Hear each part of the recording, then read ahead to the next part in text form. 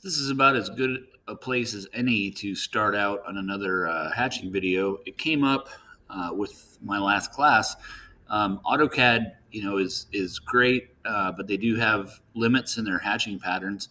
Um, and on my website, which I'll toggle to in a moment, there are links to other sources. In fact, I don't even need to toggle over there. But if you go to, any browser and you type in hatch patterns or AutoCAD hatch patterns for free up here, then you're going to get directed to numerous ones that will work for you.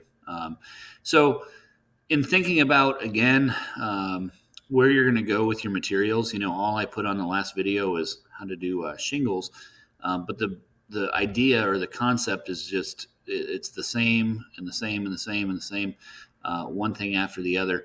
I liked this house. Like I said, when I built houses, I did it at a time where it was like they threw everything plus the kitchen sink at the exterior of a home in terms of what materials were going to be placed on the home. This one has a number of materials. You can see up here, there's, the shingles, obviously you're going to have shingles, but then they did a metal roof detail.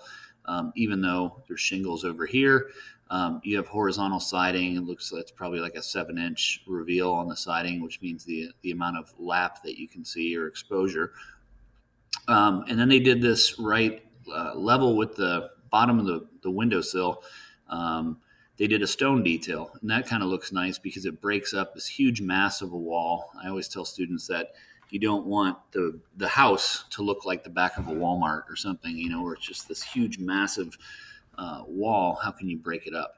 And then I'll do this in an additional video where I can make my own hatch pattern. And this one I kind of think is interesting, called board and batten, where you have these vertical boards that divide up a space. And I really like that a lot of times up in a gable, where you can see above first floor ceiling height where they put this in, and it looks kind of nice. Okay.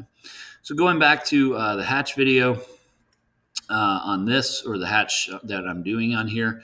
Again, in the last video, I showed you that you can see a red line here, and that's actually a red roof line. And what's going to happen when I'm done with all of this hatching is I'm going to go back down and I'm going to turn off my hatch boundary and my hatch layer. Yep, turn the current layer off.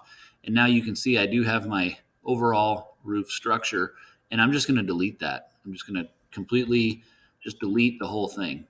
So on my hatched elevations, I will just completely delete everything that's underneath them.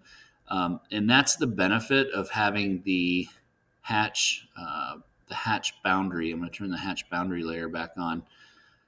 That's really the big benefit, is that you can come back in here and you can adjust things later on. So yeah, it takes some time to go ahead and create boundaries in these areas, but it can allow you to completely change the look of a house based on different materials. Don't forget in this whole thing that I'm never getting rid of the skeleton, what I would call a skeleton elevation, which is just showing the simple locations of the windows and doors. Nor am I actually going to get rid of this type of elevation, which is just showing the types of windows and doors based on blocks that I selected. So I would keep all of these, and then these hatched elevations would be a completely new set. Okay. So this is a little bit of a review, but I'm going to go back and turn on my hatch boundary layer. Okay. And again, I'm always using polylines. And what I'm going to do here is I'm going to go ahead and fill in my corner boards.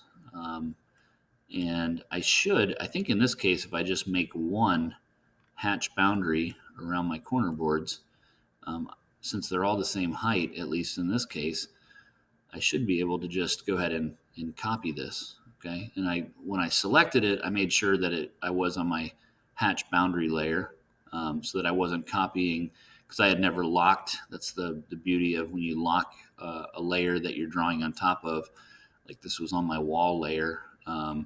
So that would be a good thing to go ahead and do. Okay. And again, I don't know if this is going to change. If this changes to brick, I won't have corner boards out here. If I do this as siding, this whole thing, I will have corner boards.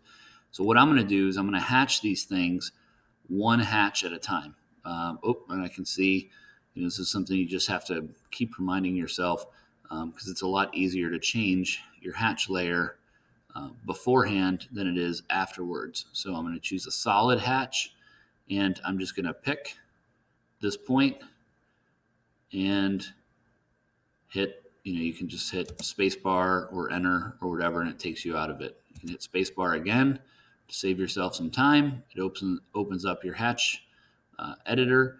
Hit spacebar. You can hit spacebar again, and I'm going to click right there. Okay, and I'm going to do it one more time. So again, the reason that I'm doing this one at a time is because if I had clicked all of these, zoom out a little bit, if I had hatched all of these, this corner board, this corner board, this corner board, and this one, all at the same time, if I clicked any one of them, all of them would have lit up. It makes what we call an associative property, and there's an easy way that we can change that, but I kind of just typically don't. I just leave it alone. So again, what was the reason for doing that? Well, what if I wanted to just get rid of these because this was brick, and we know that the brick is going to go all the way to the end of the corner, then we wouldn't have a corner board right there. But by doing them independently, I do. Okay. And then the next thing that I'm going to do is I'm going to try to find something, even though we may not see this foundation. This is like a 6-inch foundation right here. I'm going to go back and I'm still going to do my boundary. And this might be a good example because I don't know what material I'm going to use yet. But this could be a good example to kind of demonstrate. So, kind of always remember where you started with, because you're drawing on top of things, which I hate. But I started right there at the corner board at the outside of the foundation. Now, in this case, I'm just going to go across the entire foundation because I know that is not changing no matter what I do with material. Okay, so I check it. Yep, that whole thing is bound together. Okay. And now what I'm going to do is go back to hatch. I'm on my, see again, I guess every time I go back to hatch, I should probably double check, make sure I am on my correct layer. And in this case, I might want to pick something that looks kind of like aggregate, something that's kind of speckled, like concrete right here. That's a good one. And it tells me right here, it's set up from my last layer, which says 0.7. So I can click that. What happens if I click in here? Yep, that still makes that boundary. That looks good. That looks good. Do I want it to be more pronounced? Maybe I do. What happens if I type in 1? It made it less pronounced. What happens if I type in 0.4? That was 34. So you see, when you change the scale, depending on the size of the thing that you're hatching, sometimes it makes a huge world of difference. So I'll try 0.2. Maybe that's a little bit too busy. So maybe 0.3 was the ticket. 0.3. I kind of like that because to me that shows like a clear, irregular type of pattern. Okay. And again, I'm doing this right now just based on a sampling of one elevation. This is the same elevation right here, but once I create all my hatch boundaries, this would be like, this is the front of the house. Well, the right side of my house would be right here. So I would literally just continue. I've made all my boundaries on one. I would just continue over to the other one, hatching those same things. Okay. So that's that. If you look at this now, I've done all of my solid hatching, my basics in terms of my shakes, filling in my corner boards, and everything else. And now this is the fun part to me, is where you get to be kind of a little bit creative. So what I'm going to do in this next video is this triangle up here was just when I was talking to a class about making sure you have closed boundaries. In fact, maybe I should have just moved that over to here so that I can see two distinctly different um, things side by side in terms of materials I select or ways that I select them. I'm going to do, I think on the next one, I'm just going to stick with a grouping of brick and siding, and then I might try stone and siding. And what I'm going to do is actually make a dividing line down through my elevation, and so that you can see a couple of things that can take one material and make it look completely different. So that's on the next one.